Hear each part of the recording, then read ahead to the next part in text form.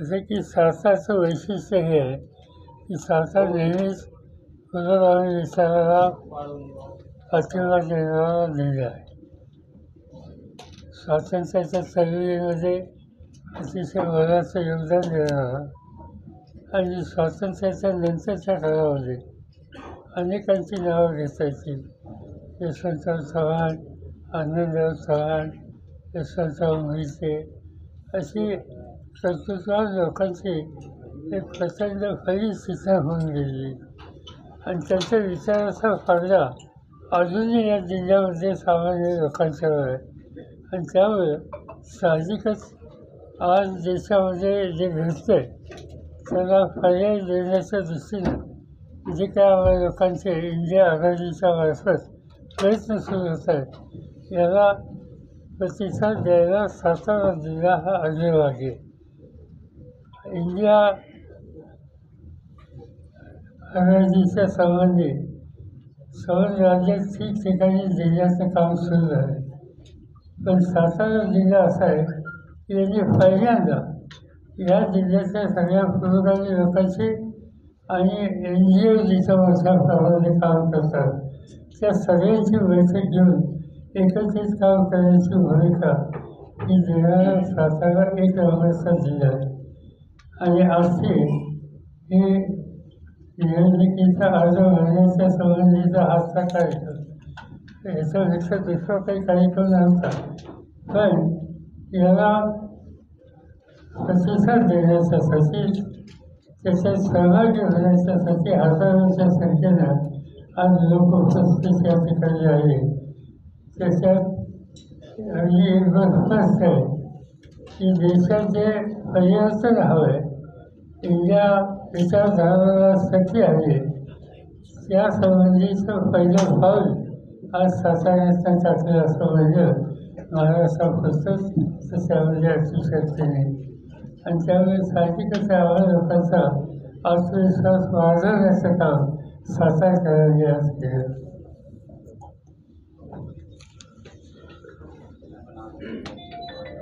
साहेब, काल महायुतीच्या एका आमदारांनी आपल्या उमेदवार जे शशिकांत शिंदे आहेत त्यांच्यावर आरोप केले.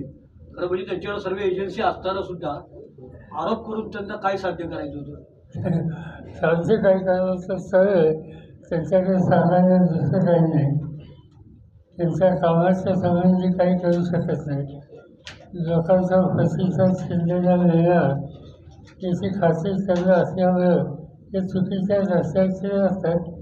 मी शिंदेला सुचवलं की तुम्ही आज उद्या एक स्वतंत्र प्रेस कॉन्फरन्स घ्या, सगळ्या फॅक्ट लोकांच्या समोर ठेवा. आपल्याला नाणं खैतं येते त्यामुळे आपल्याला त्या संबंधीची चिंता करायचं कारण नाही. आणि मला वाटतं तुम्ही उद्या देतात. अमित शहा आज म्हणाले की मुलीमुळे राष्ट्रवादी फुटली. म्हणतात अनेकदा म्हणजे अमित शहा पक्षाचा म्हणजे अमित शहा मंत्री व्हायच्या आधी तर या देशाचे कोणते सांगतात आहे हे उत्तम दिवसात चालवतात असा काही त्यांचा परिचय कधी नव्हता. अलीकडे देशाची सत्ता मोदींच्या वेळेस त्यांच्या हातात आली आणि अनेक गोष्टीचे बोलत असतात. ते सांगतात की मी 10 वर्ष काय केलं महाराष्ट्रात. आता 14 ते 24 10 वर्ष त्यांचं राज्य होतं महाराष्ट्रात असो किंवा देशात असो आणि ते हिशोब माझ्याकडनं वाचतात. त्याचा अर्थ काय हा त्याच्या आधीची 10 वर्ष मी सांगू शकते. मनमोहन सिंगांच्या नेतृत्वाखालचं जे सरकार होतं आणि त्याच्यामध्ये त्या संस्थेने अनेक कार्यक्रम घेतले त्याचा प्रश्न विचारला तर आम्ही केव्हाही सांगू शकतो. साहेब, अनेक वर्ष रामराजे नाईक निंबाळकरांनी आपल्याबरोबर काम केलेलं आहे. माढ्यामध्ये काल उमेदवार जाहीर झाल्यानंतर त्यांचे जे भाऊ आहेत चुलत भाऊ रघुनाथ राजे आपल्याबरोबर आलेले आहेत. संजीव राजे आपल्याबरोबर येणार आहेत का आणि रामराजे परत स्वगृही परततील असं आपल्याला वाटतं का? मला काही कोणाशी बोलणं झालं नाही.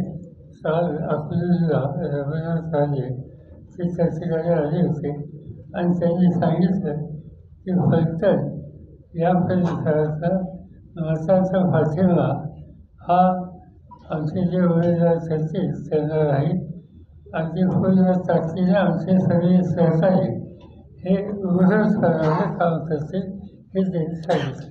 त्यांनी नावं सांगितली नाही. तर ठीक आहे, त्यांची इच्छा आहे आणि त्यांची मानसिकता स्वच्छ दिसली. उदयनराजे 18 तारखेला उमेदवारी अर्ज भरतायत, मात्र अद्याप महायुतीकडून त्यांची उमेदवारी जाहीर झालेली नाहीये. हे अनेक दिवस झालं त्यांना ताटकळत ठेवलं गेलं. दिल्लीला सुद्धा ते 4 दिवस तिथे थांबून होते. का वेटिंगला ठेवलं गेलंय? काय सांगाल याच्याबद्दल? तुम्हाला काय वाटतं? काय सांगायचं म्हणजे आता राजांच्या वगैरे आम्ही काय प्रजेने काय सांगायचं. त्यांची एकंदर स्थिती जी काय आहे ती तुम्हाला दिसते. म्हणजे उद्याचे उमेदवार होणार असं आम्ही तुम्ही जे काही लिहितात छापतात त्याच्यावर दिसते. पण आम्हाला असं खात्री आहे की लोकांच्याच गेल्याच्या नंतर लोक आम्हा सगळ्यांच्या आघाडीचे उमेदवार शशिकांत शिंदे यांच्याबद्दल लोकांच्यात असा बघायला मिळेल. सातारा हा राष्ट्रवादीचा बालेकिल्ला राहिला नाही असे एका आमदारांनी वक्तव्य केलंय, त्यांना काय सांगाल? ठीक आहे ना, त्याचं उत्तर त्यांचे. बालेकिल्ला राहील का नाही, राहिलाय का नाही? असं आहे की सातारचे लोक पुरोगामी विचाराला नेहमीच पाठिंबा देतात. मागच्या वेळी सुद्धा मी सिनियर पक्षांचा काळ होता, बाय इलेक्शन होतं, तिथं तुम्ही सगळे पाहिले सातारच्या जनतेने काय करून दिलं. आणि यावेळेला आणखीन एक गोष्ट अशी आहे की महाविकास आघाडी त्यावेळेची जी निवडणूक झाली त्यावेळेला आघाडी नव्हती, लोकांचा अनेक पक्षांचा पाठिंबा होता. यावेळेला आघाडी आहे आणि आघाडीमध्ये काँग्रेस असेल, शेतकरी कामगार पक्ष असेल किंवा रियाजच्या पार्टीज असतील किंवा शिवसेना असेल, हे सगळे जेव्हा भावना या निवडणुकीत उतरले तर त्या सगळ्यांचा विचार एकच आहे की देशामध्ये एक एक जागा आपण निवडली आणली पाहिजे आणि एक एक जागा मोदींची कमी केली पाहिजे. आज मोदींची शक्ती, मोदींची संसदेची संख्या ही कमी होणं ही राष्ट्रीय गरज आहे. साहेब, माढा मतदारसंघामध्ये पाठीमागच्या विधानसभा निवडणुकीमध्ये उत्तम जानकर यांनी राष्ट्रवादीकडून निवडणूक लढवली आणि गेल्या 3 दिवसांमध्ये धैर्यशील मोहिते यांचा जसा काँग्रेसमध्ये राष्ट्रवादीमध्ये प्रवेश झाल्यापासून विशेष विमानाने जयकुमार गोरे, रणजितसिंह नाईक निंबाळकर नागपूरला जातात आणि तिथं त्यांची भेट घेऊन एक नाराजी सांगतात. आज हे सकाळी उत्तम जानकर यांना नागपूरला घेऊन गेले. त्यानंतर उत्तम जानकर हे संध्याकाळी निर्णय जाहीर करणार आहेत की बीजेपी बरोबर जायचं की मोहिते पाटलाला पाठिंबा द्यायचं. उत्तम जानकर घेऊन गेले म्हणजे विमानात जातात, स्पेशल विमान करून जातात ते नागपूरला. जयकुमार, रणजितसिंह नाईक निंबाळकर आणि रणजितसिंह नाईक हां उत्तम जानकरांना घेऊन गेले नागपूरला. विमान आमचा माझा मतदारसंघ तिथं एकदम निवडणूक लढत होतो. हा दुष्काळी मतदारसंघ आहे. आमची एकंदर स्थिती सुधारणा दिसते की आमच्या सरकारी मिळाला जातात स्पेशल केली. साहेब, आपण 99 पासून आपला पालिकेला आहे, खासदार आपले आहेत, आमदार पण भरपूर आपल्याला दिले. म्हणावे तसे अजून प्रोजेक्ट मोठे सातारा जिल्ह्याला आलेले आहेत, नोकरधंदा नाहीत. आपलाच राष्ट्रवादी खासदार इथे निवडून आलेले आहेत. आता काय लोकांपाशी घेऊन जाणार तुम्ही, काय अजेंडा घेऊन जाणार लोकांना? लोकांना आम्ही सांगतो आम्ही काय करतो ते. म्हणजे पार्लमेंटमध्ये तुम्ही जे आमचे उमेदवार फासून दिले तुम्ही त्याचा परफॉर्मन्स बघा, तिथं रेकॉर्ड बघा. प्रत्येक गोष्टीमध्ये जागृत करण्याची भूमिका आणि राज्याची भूमिका. सातारचा प्रतिनिधी सातारचं दुखणं मानतो आणि राज्याचं दुखणं मानतो. साहेब, सगळीकडं दुष्काळाची परिस्थिती आहे. सर्व राजकीय नेते मंडळी प्रचारात व्यस्त आहेत. मात्र दुष्काळ हा मुद्दा असू शकत नाही का प्रचारात? दुष्काळ हा मुद्दा नक्की आहे. आम्ही लोकांनी सुद्धा राज्य आणि केंद्र सरकारकडून हा प्रश्न मांडलेला आहे किंवा निवडणुकीची प्रक्रिया सुरू आहे, आचारसंहिता आहे, त्यामुळे काही गोष्टीचे निर्णय जाहीर करायला मर्यादा दिसते. आम्हा लोकांना बाजून ठेवा पण त्या लोकांना दाखवा. जनावरांना चारा द्या, त्याची त्यांची गरज असेल ती द्या, काही भागात पिण्याच्या पाण्याचे प्रश्न त्याची पूर्तता करा. हा आग्रह आम्ही लोकांनी केंद्र सरकार राज्याकडे केलेला आहे आणि जाता येता आम्ही त्याचा पाठपुरावा सुद्धा करतो. सर, व्हीव्हीपॅटचा जर निकाल आला आणि जर स्लिपा मोजायला लावला तर भारतामध्ये हे जे सगळे चित्र आहे जे आतापर्यंत 400 पार 300 पार चालले ते चित्र बदलू शकेल असं वाटतं आपल्याला? असं मी काही त्याचा खोलवर जाऊन अभ्यास केला नाही, पण एक 2-3 लोकांनी आम्हाला प्रेझेंटेशन दिलं. आमचे एक सरकारी राज्य सदस्य ते मध्य प्रदेशचे मुख्यमंत्री होते, त्यांचं नाव दिग्विजय सिंग, ते आणि काही लोकांनी या आत्ताची जी यंत्रणा आहे त्या यंत्रणेच्या संबंधी चिंता वाटावी अशा प्रकारचं एक प्रेझेंटेशन त्यांनी केलं आणि त्याच्यात काळजी घेण्याची गरज आहे असं त्यांनी सांगितलं. असं अनेक लोक सांगतात, पण त्याच्या संबंधीचं तांत्रिक ज्ञान मला स्वतःला नाही, पण एक शंकेला जागा आहे असं दिसतं. महायुतीचे 3 मेळावे झाले सातारा जिल्ह्यामध्ये, त्यामध्ये अजित पवार गट कुठेही सक्रिय असताना दिसत नाही. अजित पवार गटातील काही मतदार कार्यकर्ते ते पवार गटाला मतदान करण्याची शक्यता वाटते का? असं आहे की आमची जी आघाडी आहे त्या आघाडीच्या उमेदवारांना साधारणतः जो समाजकारणामध्ये आस्था घेणारा घटक आहे त्या सगळ्यांचा भाषेला आमच्या उमेदवाराला मिळेल असं चित्र दिसतं. साहेब, पावसातल्या सभेत आपण चूक दुरुस्त करा म्हणून आवाहन केलं होतं जिल्ह्यातल्या जनतेला. आता उमेदवारी अर्ज भरून आलाय आपण, आता काय आवाहन कराल जिल्ह्यातल्या जनतेला? लोकांनी वाटतं दुरुस्त केली. आता उन्हात उभं राहिलेलं आहे. काय मागच्या वेळी आपण आवाहन केलं चूक दुरुस्त करा, लोकांनी चूक दुरुस्त केली आपल्या शब्दानुसार. आता या निवडणुकीसाठी लोकांना काय आवाहन करायला आपण? तर बघूया ना कोण कोण येते सगळं. साहेब, त्याला जोडून की तुम्हाला सोडून गेणारे तुम्हाला जे सोडून गेले ते पुन्हा विधान भवनात दिसले नाहीत, तर लोकसभेत बी तसंच पुनरावृत्ती होईल का? बघूया आता एकदा अजून नवे इलेक्शन आज सुरू झाले, एकदा कोणतं बरोबर राहतंय, खाली संघर्ष लढाई ही कुणाची आहे या गोष्टी स्पष्ट झाल्याच्या नंतर भाषा केली होईल. साहेब, बारामती लोकसभा मतदारसंघामध्ये एक भावनिक प्रश्न मध्ये निर्माण झाला. तुम्ही म्हणाला घरचं आणि बाहेरचं, आणि त्यानंतर हा प्रश्न ज्या सुनेत्राताईंना विचारला गेला त्यांना अश्रू अनावर झाले आणि त्यांनी काहीच उत्तर दिलं नाही. तर त्याने कुठेतरी फील झालं की तुम्ही जे 2 शब्द वापरले घरचं आणि बाहेरचं, तर त्याच्यात मी तसं बोललेलं नव्हतं. मी जे बोललो होतो प्रश्न काय विचारला, प्रश्न तिथं अजित पवारांनी काही भाषण केलं. त्यांच्या भाषणात त्यांनी सांगितलं की मला निवडून दिलं, मला म्हणजे त्यांना स्वतः निवडून दिलं, ताईंना निवडून दिलं, आता सुनेला निवडून द्या, आणि देत असताना त्यांनी आणखी काही वाक्य वापरले. पवार फॅमिली बोलले. तर त्याच्यासंबंधी मी फक्त स्पष्टीकरण केलं. यापेक्षा वेगळं काही मला सांगायचं साधन नसतं. आणि महिलांच्या हिताच्या संबंधीचा इश्यू जर असेल तर मला असं वाटतं की या देशात महिलांचा आरक्षणाचा पहिला निर्णय राज्यातला घेणारा मुख्यमंत्री मी होतो. शासकीय सेवेमध्ये त्यांना एक विशिष्ट आरक्षण द्यायचा निर्णय माझा होता. मला केंद्र सरकारमध्ये मी संरक्षण मंत्री असताना 3 दलामध्ये मुलींना सहभागी करून घ्यायचा निर्णय माझा होता. त्यामुळे असे अनेक निर्णय आहेत की त्या निर्णयामध्ये महिलांना सन्मान आणि प्रतिष्ठा मिळेल याची काळजी घेण्याची भूमिका मी घेतली आणि आमच्या सगळ्या सहकार्यांनी त्यांना सातत्यानं पाठपुरावा त्याचा केला.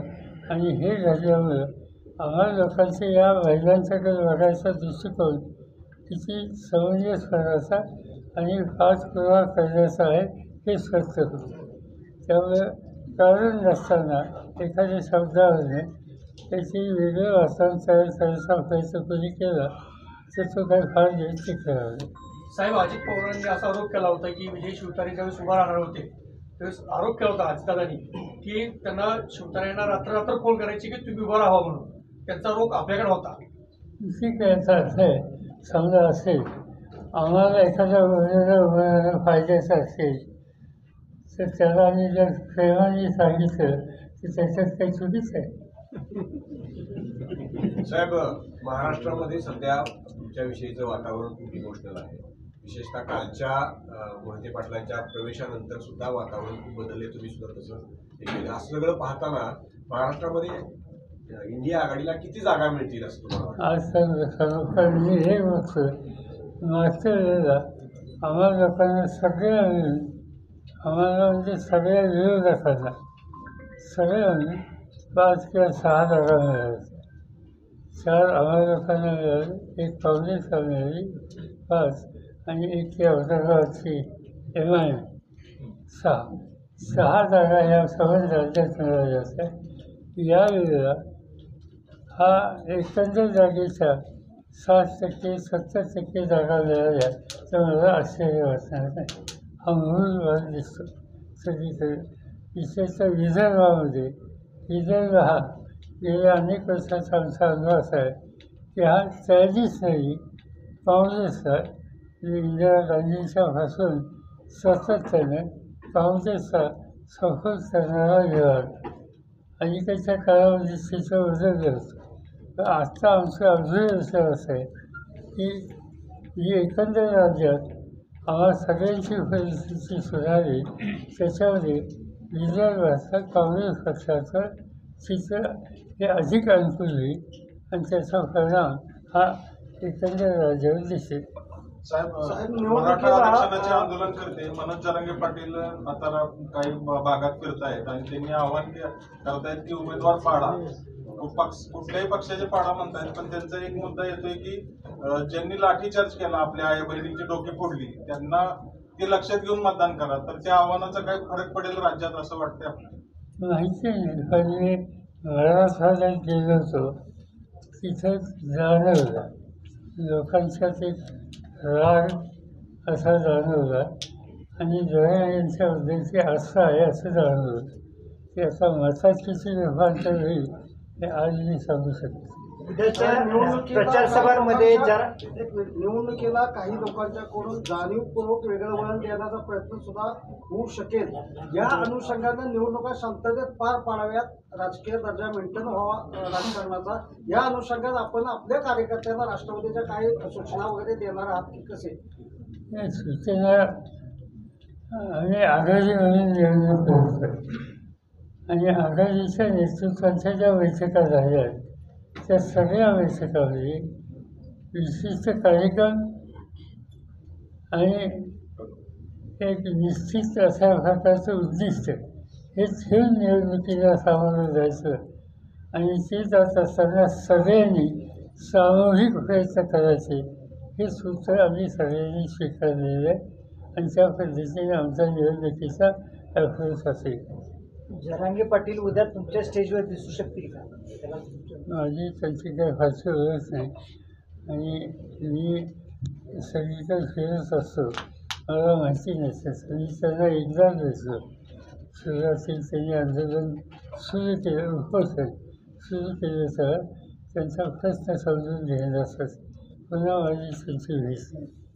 राष्ट्रवादीचे अच्छे दिन येत आहेत असं म्हणायला लागेल म्हणजे शरद पवार गटाचे साधारणतः राष्ट्रवादीच नाही तर सगळ्या सुविधांनी लोकांना चांगले दिवस दिसतात आणि इशाच्या वाहत असतात आम्ही आघाडी केली तिच्याबद्दल लोकांच्याच आस्था दिसते.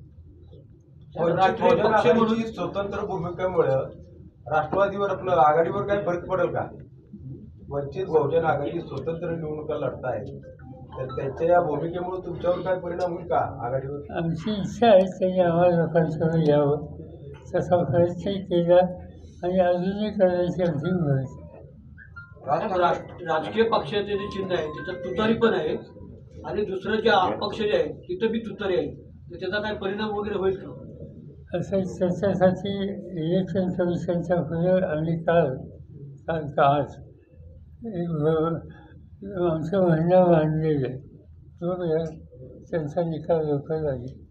मोदी शहांना पाडा म्हणणारे राज ठाकरे यंदा बिनशर्त पाठिंबा देतात.